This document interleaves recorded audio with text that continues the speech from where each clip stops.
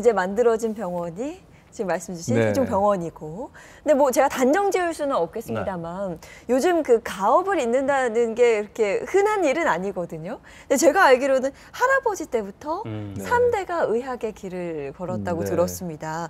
이사장님께서는 그러면 뭐 나는 당연히 의사가 되어야겠다 이렇게 생각을 하셨어요? 아니면 나 조금 다른 것도 해보고 싶은 거 있는데 뭐 이런 보통 생각 이렇게 하셨어요? 떠밀려서 하는 경우가 많거든요.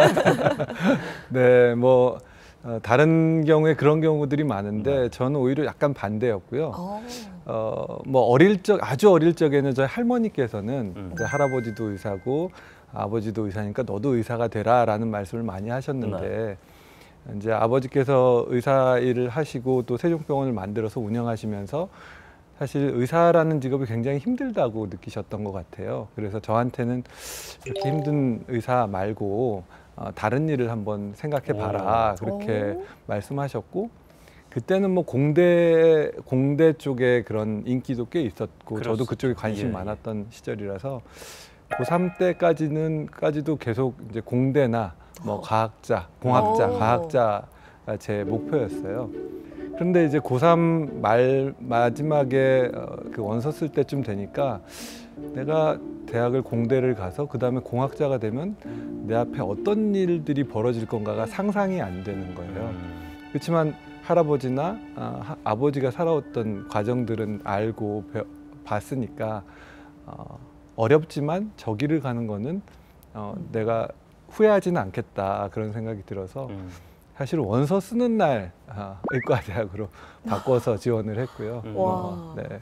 대학 다닐 때는 뭐 특별히 내가 의대를 지원한 것에 의미를 잘 몰랐는데 졸업하고 의사가 되고 이제 심장 관련한 진료를 하다 보니까 의사라는 직업이 참 좋은 직업이고 그때 선택을 잘했다. 그리고 그런 길로 이끌어 주신 할아버지, 아버지가 감사하다. 뭐 이런 생각을 하고 있습니다.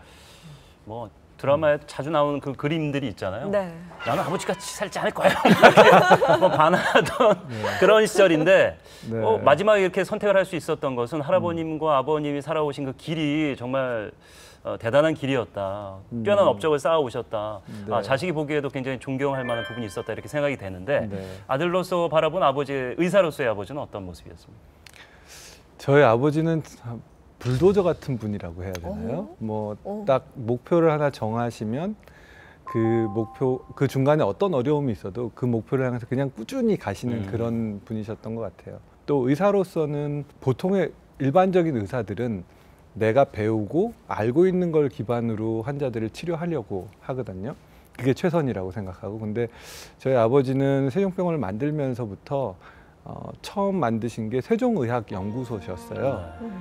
그 의학연구소를 통해서 아직까지 치료 방법이 개발되지 않은 불치 또 난치의 병이라고 생각되는 그런 복잡 심기형들을 어떻게 치료할 수 있는지를 연구하고 토론할 수 있는 그런 자리를 만들어서 새로운 치료 방법을 찾아가는 것까지가 의사의 일이라고 생각하셨던 것 같고, 이런 것들 보면서 저는 뭐 제가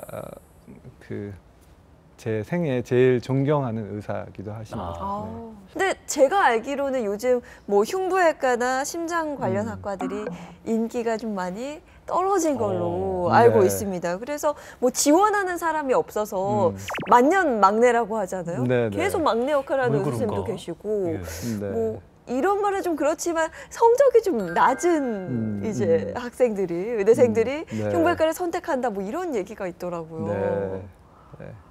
사실은 흉부외과는 가장 이제 응급 상황을 많이 맞이해야 되고 또 생사의 기로에 언제나 수술 자체가 심장을 멈추고 하는 수술이기 때문에 그 자체로 환자가 죽었다 살았다를 하는 그런 과이기 때문에 부담과 책임이 크군요. 네, 굉장한 부담이 있고, 그래서 그런 환자에게 더 좋은 서비스를 제공하기 위해서 자기가 누릴 수 있는 일상의 즐거움도 포기를 해야 되고 또 한편으로는 진짜 생사를 넘나드는 그런 수술 과정을 하면서 치료 결과가 최선을 다했지만 치료 결과가 좋지 않을 때 환자 보호자들에게 듣는 원망도 각오를 해야 되고, 또 어떤 경우는 소송에 휘말리는 경우도 있습니다.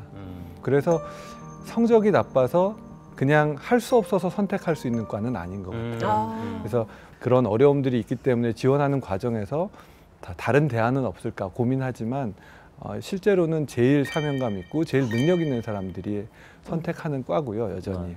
그렇지만 그 숫자가 많지 않다는 게 문제고 사회적으로도 큰 문제긴 한데 그런 부분을 좀 보완하기 위해서는 이제 그분들이 뭐 다른 전문과 못지않은 경제적인 대우를 받는 것도 중요하지만 사실은 그보다 더 중요한 거는 사회적으로 그분들의 헌신을 인정해주고 그분들이 자긍심을 가지고 일할 수 있도록 해주는 게 중요한 그런 사회적인 지지가 필요한 것 같습니다. 예. 네. 네.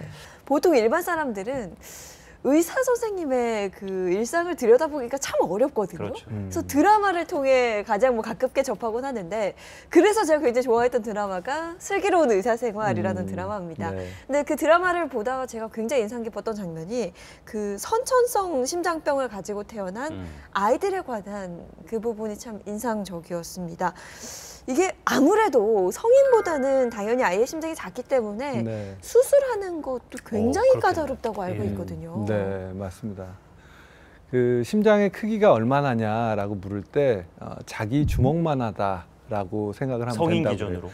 누구든지 간에. 오. 아이도 커가니까, 성인도 같이 커가니까. 커가니까. 네, 같이 커가니까. 예. 뭐 그렇게 크지 않은 그럼요. 성인의 네. 심장도 그렇게 크지 않은 기관이거든요. 근데 복잡 심경을 가지고 태어난 아이들은 태어난 지 며칠 만에 심장 수술을 해야 되는 경우가 있습니다.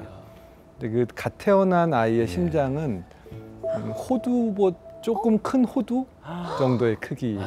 너무 작은 거잖아요. 네, 그 안에 복잡하게 꼬여 있는 이 조직들 그리고 결손들을 찾아내고 거기를 메워주고 그런데 나머지 그 작은 조그마한 기관들이 하나도 손상되지 않도록 하면서 수술을 해야 되니까 그렇죠. 보통은 뭐 성인 심장병 수술보다는 뭐 10배, 20배 힘듭니다. 그런 아이의 수술을 마주한 날은 굉장히 그 아침부터 또 수술 직전까지 좀 긴장되고 마음이 좀 부담이 좀 되시겠어요. 많이 부담이 되죠. 예. 그래서 뭐 저는 이제 심장을 치료하는데 그 수술로 열고 수술하는 건 아니고 저는 카테터라는 걸 기반으로 해서 혈관을 통해서 수술하는 일을 주로 하는데 그렇게 혈관을 통해서 하는 것도 이렇게 케이스가 복잡하다. 그리고 시술 과정 중에 여러 가지 예상치 못한 일들이 생길 가능성이 있겠다 그러면 다시 들여다보고 준비를 여러 차례 다시 합니다. 그 의학 드라마, 해외 드라마 보면은 그래서 그렇게 아주 세밀하고 민감한 수술을 하다 보니까 사람 손, 의사의 손이 굉장히 중요하다. 그래서 네. 의사 손이 그 야구 프로야구 선수 투수들 장갑끼들 평소에 막 보호하고 네. 힘든 일 안 하고 무거운 거 안 들고 막 네, 이런 네. 모습을 봤거든요. 이게 실제로 그렇습니까? 네, 실제로 흉부외과 수술을 특히 소아심장 오. 수술하시는 분들은 손이 조금이라도 떨리면 안 되고 그리고 무뎌지면 안 되기 때문에 손은 굉장히 중요하게 생각하십니다. 술 담배도 안 하시겠군요. 네, 거기까지.